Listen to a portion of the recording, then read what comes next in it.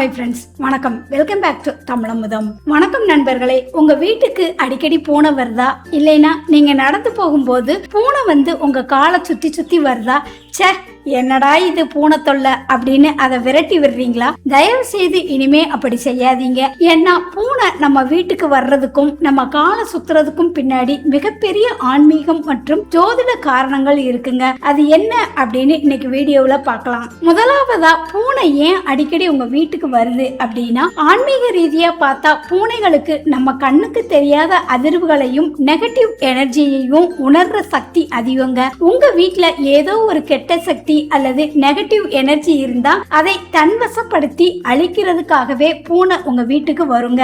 குறிப்பா ஒரு வெள்ளை பூனை அல்லது செல்லமான பூனை உங்க வீட்டுக்கு தானாக வந்து குட்டி போட்டாலோ அல்லது தங்குனாலோ அது உங்க வீட்டிற்கு லட்சுமி கடாட்சம் வரப்போகுது என்பதற்கான நல்ல அறிகுறிங்க. அடுத்து, நிறைய பேருக்கு இருக்கிற பெரிய சந்தேகம், இந்த பூனை ஏன் எப்ப பார்த்தாலும் காலை வந்து சுத்துது அப்படிங்கிறது தான். பூனை உங்க காலை சுத்தி உரசுது அப்படின்னா உங்களை சுத்தி இருக்கிற கெட்ட சக்திகள், கண் திருஷ்டி எல்லாத்தையும் அது தன் மேல இழுத்துக்கிட்டு உங்களை பாதுகாக்குது அப்படின்னு அர்த்தங்க. ஒரு விதத்துல அது உங்களுக்கு ஒரு பாதுகாப்பு கவசம் மாதிரி செயல்படுது. ஜோதிடத்துல பூனை ராகு மற்றும் கேது கிரகங்களின் அம்சமாக பார்க்கப்படுது. பூனை உங்க காலடியில் வந்து அமர்வது அல்லது காலை சுற்றுவது உங்க ஜாதகத்துல இருக்கிற ராகு கேது தோஷங்களின் தீவிரத்தை குறைக்கும் ஒரு இயற்கையான வழி அப்படின்னும் பெரியவங்க சொல்றாங்க. அறிவியல் ரீதியா பார்த்தா, நீ எனக்கு ரொம்ப பிடிச்சவன், நீ என்னோட ஆளு அப்படின்னு தன் உடம்புல இருக்கிற வாசனை மூலம் உங்ககிட்ட உரிமையா அன்பை காட்டுறதும் இதுதாங்க.